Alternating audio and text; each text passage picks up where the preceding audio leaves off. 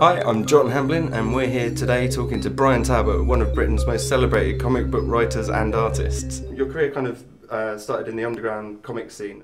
What are your memories of that sort of time? Poverty is my biggest memory of doing it.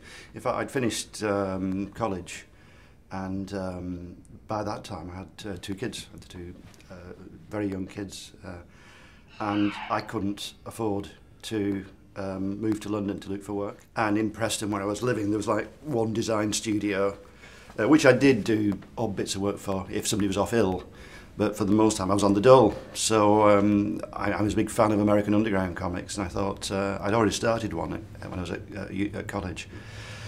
So I thought I'd do that. So I worked in underground comics, alternative comics, for about 5 years, but for no money really. Were you working other jobs at the same time?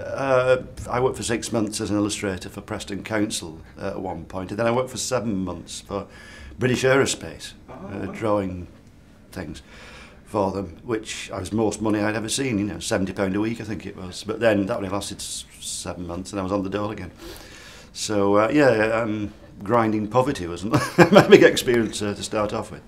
So, I mean, obviously, one of your earliest breaks in mainstream comics was Nemesis on 2000 AD. Yeah.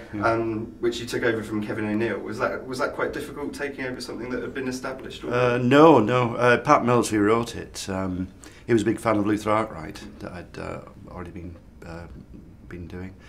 And the next Nemesis story was like what we call now steampunk story, retro SF story, and he knew I could do that. And when Kevin went off to work for America, he recommended me for the job, and I got it, which was great. So I worked for 2000 AD for about 5 years, I think. Would you say that was one of your biggest breaks in the early part of your career? Yeah. Well, before that, I actually had a strip in Sounds, music newspaper, for about a year. But yeah, it was my big break really, because it got my name about comic fans, and it helped sell Luthor Arkwright.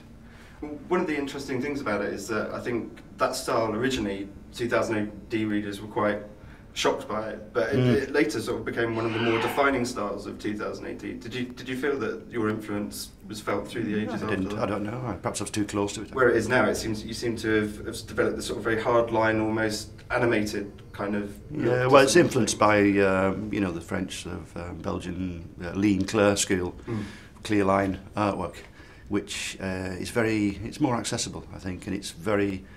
It makes it smoother to tell a story. Luthor Arkwright was kind of almost decade-long endeavour, from the very first thing to the very end. I mean, what sort of sense of satisfaction did you get when you finally completed it? Oh, great deal of satisfaction. In the middle of that, I worked for 2000 and a few other things. But I basically started in 1978 and finished it in about 89 or something. So is it really difficult to tell a story in small chunks over such a long period of time?